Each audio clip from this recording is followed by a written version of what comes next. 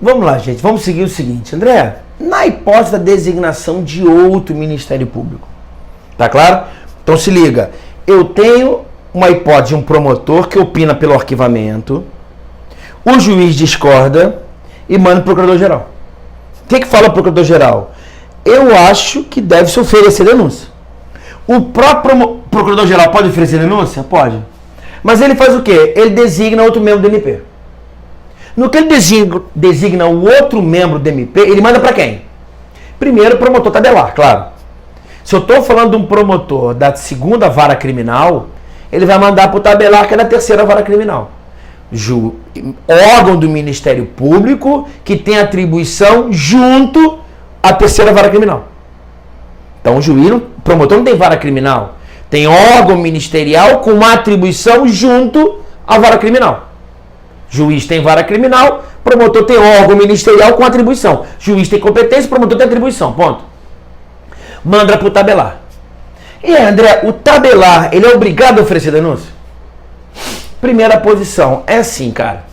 Mas ele é por quê, André? Haja vista que ele tem independência funcional. Meu amigo, ele é obrigado porque, na verdade, ele é apenas um longa-manos do procurador-geral. Na verdade, quem está oferecendo denúncia, o cérebro é o procurador-geral. Ele apenas é a mão que está escrevendo. Então é hipótese de longa-manos, sendo ele obrigado por ser hipótese de delegação. Lembra de administrativo? André, ele está delegando uma função administrativa. Poxa, André, mas o código fala designar.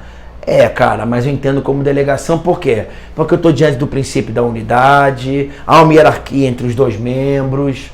O procurador-geral, que é chefe do órgão Ministério Público, não é o promotor que oferece denúncia, mas sim um órgão ministerial. Então quem está oferecendo denúncia é o procurador-geral e o promotor é mero longa-manos. Está claro? A dúvida que surge é que se o promotor seria, já que ele é obrigado, que ele é longa-manos, se ele é obrigado a oferecer denúncia nos termos do procurador-geral ou pode ser em termos diferentes.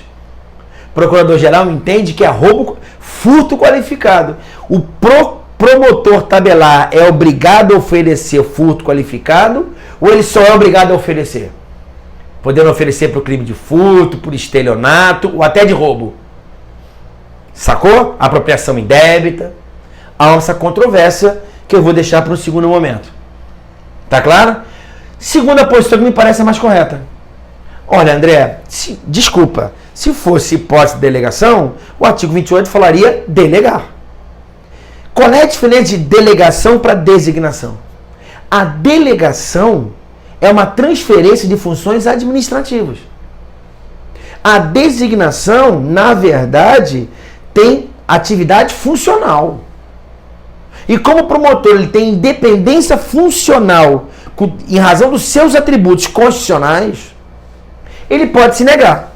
Então não é hipótese de delegação, mas sim de designação para uma atividade funcional. Podendo então esse promotor se negar a oferecer denúncia. Está claro? E o que o promotor faz?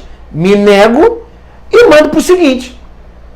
Então se o promotor pediu arquivamento da 2ª vara criminal, que atua junto à 2ª vara criminal, o juiz da 2ª vara discorda, manda para o procurador-geral. O procurador-geral manda para a 3ª órgão do Ministério Público. Se o 3º discordar, ele manda para a 4ª. Não, excelência, eu tenho independência funcional, não vou oferecer denúncia porque entendo que o fato é atípico. Concordo com o princípio da bagatela, manda para o promotor da 4ª vara, que atua junto à 4ª vara. E o promotor da 4ª discorda também acho que é princípio de significância ou bagatela, manda para a 5ª. 6º, 7º, 7ª. Eu entendo que não se aplica a significância ou bagatela, então vou oferecer denúncia. Aí surge a controvérsia, nos termos do procurador-geral ou nos meus termos? É óbvio que o cara vai oferecer nos termos dele. Por isso, hoje, o procurador-geral designa para o promotor atuar e não a denunciar. Então, a hipótese ali, ele manda que o promotor atue hoje. Então, o procurador-geral, quando ele designa um novo promotor, ele fala, atua nesse processo. Designa não, né? Designa. Ele vai designar. Então ele designa e não determina. Se é designação, é para ele atuar. Então ele pode o quê? Ele manda o promotor tabelar e fala, atue de acordo com o que você acha. Me parece a posição mais correta. Então, se o promotor da segunda, que atua junto à segunda vara, opina pelo arquivamento, juiz discorda, ele manda para quê? Ele manda para o procurador-geral. O procurador-geral fala o quê? Manda para a terceira. E para a terceira é para denunciar ou para atuar? Para atuar. Está claro? Ele atuando, ele vai entender se é caso de arquivamento ou não. Ou ele oferece denúncia, ou ele opina pelo arquivamento. Ou então, ele manda para o tabelar, que é uma controvérsia. Está claro? Hoje, inclusive, tem promotores que trabalham junto ao Procurador-Geral para atuar nesses casos. Então, hoje ficou tranquilo, tá? Hoje, o próprio Ministério Público, inclusive do Rio de Janeiro, ele tem órgãos ministeriais que atuam junto ao Procurador-Geral. Na hipótese do artigo 28, quando o Procurador-Geral entende que é para mandar para um promotor, ele manda para o promotor, não agora tabelar, mas para esses promotores que atuam junto ao Procurador-Geral. São amigos dele, estão afinados com as posições institucionais do procurador. Olha, eu entendo que no caso de ter 1000 inquéritos policiais, tem que oferecer denúncia. Quem está afinado comigo? Então atua junto comigo. Muitas vezes a pessoa atua não por independência funcional, mas por afinidade com o meu amigo. Está claro? Independentemente de crítica, tá bom? André, os tribunais superiores entendem que esse artigo não viola o princípio do promotor natural, que nós já conversamos sobre isso, é o habeas corpus 92.885 do Supremo Tribunal Federal. Está claro? Procurador-geral. Ponto. Mas como é que é, André, o arquivamento no âmbito da Justiça Federal? E aí, se você estiver fazendo prova no Ministério Público Federal, se você estiver atuando, é advogado de um cliente seu, junto a um inquérito policial que esteja na Justiça Federal, é bom você saber isso aqui. A Lei Complementar 75 de 93, que fala do Ministério Público da União, MPU, Lei Orgânica do MPU da União, tem um artigo 62 que fala o seguinte: não cabe ao Procurador-Geral. Compete às câmaras de coordenação e revisão. Então, lá no Ministério Público Federal, eu tenho uma Câmara de Coordenação e Revisão. 4. Quais são as atribuições dessa Câmara de Coordenação e Revisão? Várias. Uma delas no inciso 4. Manifestar-se sobre o arquivamento de inquérito policial, inquérito parlamentar, peças de informação, exceto nas hipóteses de competência originária do Procurador-Geral. Então, na hipótese de arquivamento de inquérito policial na Polícia Federal, se o Ministério Público Federal, se um procurador da República opinar pelo arquivamento para um juiz federal, o juiz federal não vai aplicar o artigo 28, só que não vai mandar para o Procurador-Geral da República. Ele vai mandar para a Câmara de Coordenação e Revisão. E lá eles vão avaliar isso aí. A Câmara de Coordenação e Revisão, ela opina e o Procurador-Geral da República se manifesta. Na prática, não é assim. Na prática, na verdade, quem determina isso aí é a Câmara de Coordenação e Revisão. Tá claro? Então você poderia falar o seguinte: André, como é que eu vou coadunar o artigo 28 do CPP com a Lei Complementar 75? A Câmara de Coordenação opina pelo pedido de arquivamento ou não, e o Procurador-Geral se manifesta. Tá claro? Na prática não é assim, é a própria coordenação, a Câmara de Coordenação e Revisão. Por que isso, gente? O Procurador-Geral da República, cara, ele tá lá no Supremo Tribunal Federal, tem outras questões constitucionais. Ele não pode se ocupar, não é isso, com questão de arquivamento de inquérito policial para um crime federal, um tráfico internacional de drogas ocorridos no interior de Pernambuco. Tá claro? Então ele tem que preocupar com questões constitucionais, atuar junto ao Supremo. Beleza? Tranquilo? Arquivamento nas hipóteses de atribuição originária do Procurador-Geral de Justiça em âmbito estadual ou Procurador-Geral da República em âmbito federal, em caso de foro por prerrogativa de função. Então, no caso de foro por prerrogativa de função, quem determina o arquivamento, quem opina não vai ser a Câmara de Coordenação e Revisão, mas sim o Procurador-Geral de Justiça ou o Procurador-Geral da República. Não há necessidade de apreciação da decisão de arquivamento pelo tribunal competente, salvo quando houver a possibilidade de coisa julgada formal ou material. Nas hipóteses de foro por prerrogativa de função, onde será que o Michel Temer atuou junto, não é isso, ao Porto de Santos, não é isso, você está vendo, viu? o promotor vai opinar pelo arquivamento, o Supremo Tribunal Federal vai avaliar, porque na época ele tinha foro prerrogativo de função, e além das questões constitucionais lá para receber a denúncia na Câmara dos Deputados. Aqui o que me interessa, na apreciação de arquivamento, nas pessoas com foro prerrogativo de função, a atribuição já é do Procurador-Geral de Justiça ou do Procurador-Geral da República. Tá claro? E o tribunal se manifesta? A princípio não, a não ser, tá claro? Se for hipótese, coisa julgada formal ou coisa julgada material. Está claro? Então demos uma olhadinha aí nas hipóteses, não é isso? Do arquivamento na Justiça Federal. Ok? Também nós temos o tal do arquivamento implícito. André, o que é o arquivamento implícito? O arquivamento implícito, na verdade, é uma hipótese de um conflito de atribuições virtuais entre ministérios públicos. Perdão, conflito de atribuições entre ministérios públicos ou conflito virtual de competência que pode ocorrer no futuro na Justiça Federal ou na Justiça Estadual. É um inquérito policial, pessoal, que está correndo na Polícia Federal ou um inquérito policial na Polícia Civil Estadual, mas pode haver um confronto de atribuições, conflito entre MP Federal e Estadual. MP não inclui na denúncia um fato criminoso ou pessoa e não se... Perdão, aqui indireto, perdão. Vamos lá. O MP, depois eu volto. O indireto é esse conflito. O MP estadual envia o inquérito policial a um juiz estadual com pedido de declinação de competência para a Justiça Federal. Então o promotor estadual recebe o inquérito policial da Polícia Civil, a Polícia Civil estadual, claro, manda para o Ministério Público Estadual e o Ministério Público Estadual olha o inquérito e fala: caramba, isso é crime de competência da Justiça Federal. É crime pra caramba. Só que é da Justiça Federal. Nós vamos estar bem isso. Então ele opina para o juiz estadual o seguinte: juiz estadual é crime da competência da Justiça Federal, tá? E o que o juiz estadual faz? O juiz estadual discorda e acha crime da Justiça Estadual. Não, meu querido, é crime da minha competência. Então o promotor estadual acha que é crime da competência da Justiça Federal. E o juiz estadual acha que a competência é da Justiça Estadual. Caramba, André, então existe um conflito de atribuições de MPs ou um conflito virtual de competência do juiz? Por que virtual? Porque não tem processo. Então isso aí pode arquivamento indireto. Neste caso, o juiz leva em consideração como se isso fosse um pedido de arquivamento indireto e assim pode remeter o feito ao Procurador-Geral de Justiça ou da República, a depender do caso. Então, na verdade, o arquivamento indireto é a hipótese de um conflito de atribuições entre ministérios públicos. Então, o promotor estadual está achando que é atribuição do promotor federal.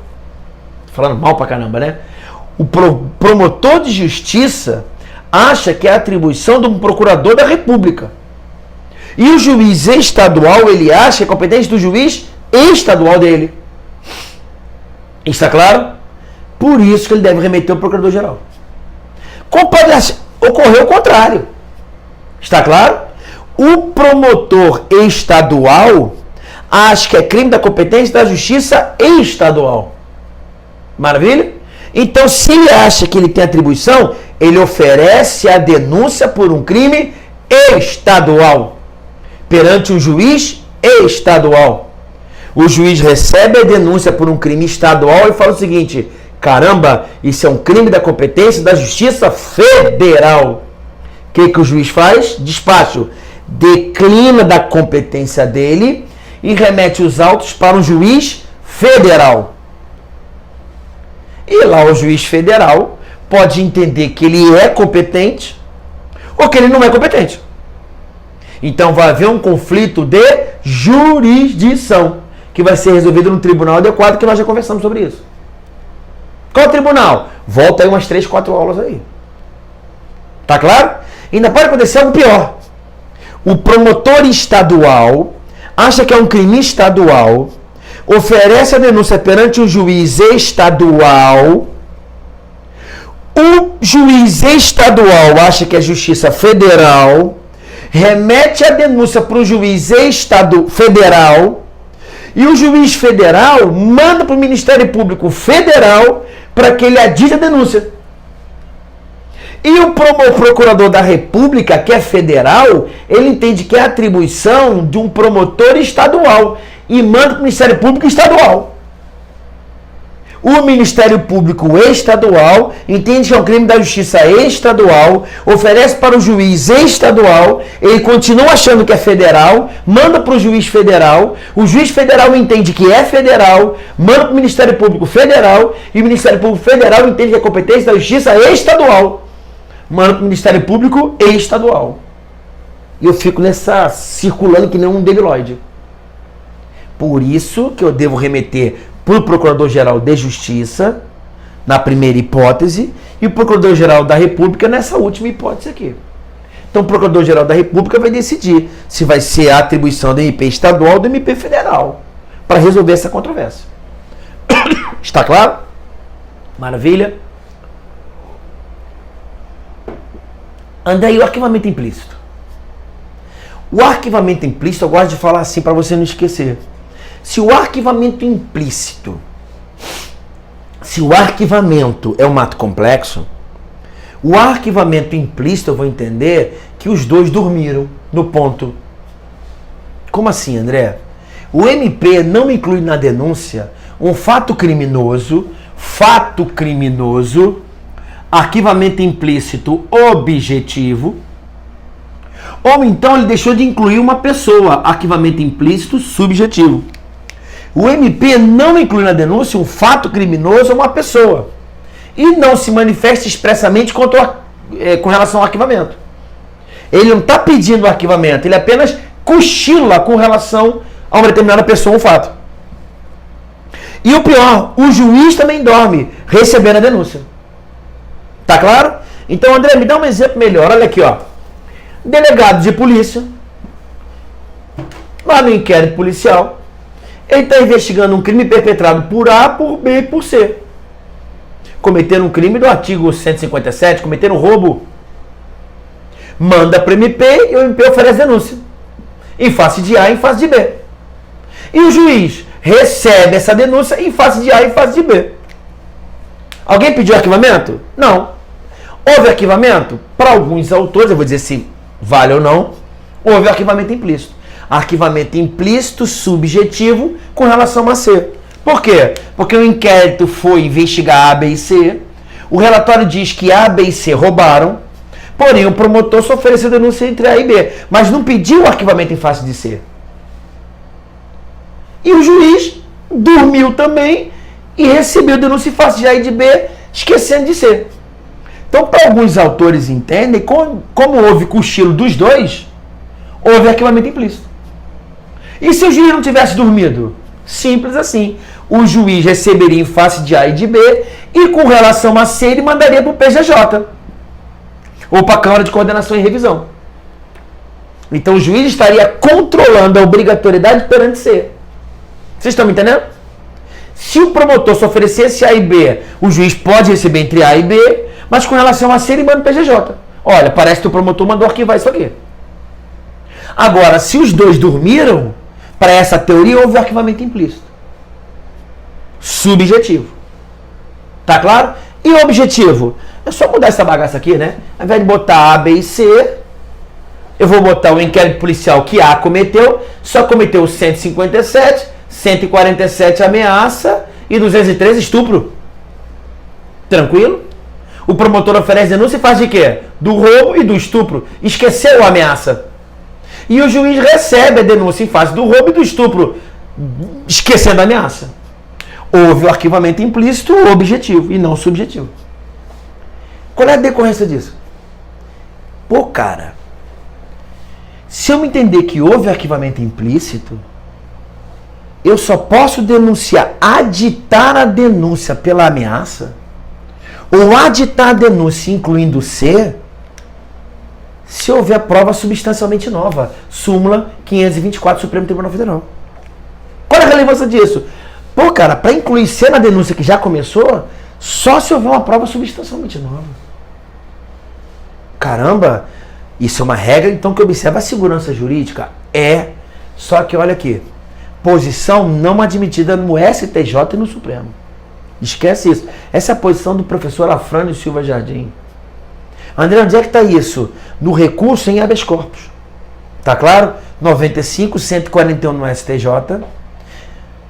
Também não cabe, nesse caso, ação penal privada subsidiária da pública, no HC 2174 do STJ. O que significa dizer? Na hipótese dessa, ou de A, B e C, se a denúncia oferecida entre A e B e o juiz receber denúncia em A e B, se no curso do processo é constatado C, a denúncia pode ser aditada independentemente de novas provas substancialmente novas. Para o aditamento, não há necessidade da aplicabilidade da súmula 524, porque não houve arquivamento implícito, porque a jurisprudência não admite. Está claro? Me parece que essa é uma decisão mais pró-Estado e menos pró-réu. Está claro? Quem é o pai dessa tese? Professora Afrânio Silva Jardim, promotor já aposentado aqui no Rio de Janeiro. Está claro? Maravilha? Então os tribunais não aceitam arquivamento implícito e o arquivamento indireto dá-se a solução no sentido de enviar para o Procurador-Geral. Está claro? Tranquilo? Então, no nosso próximo bloquinho nós vamos ver os recursos contra essa decisão de arquivamento.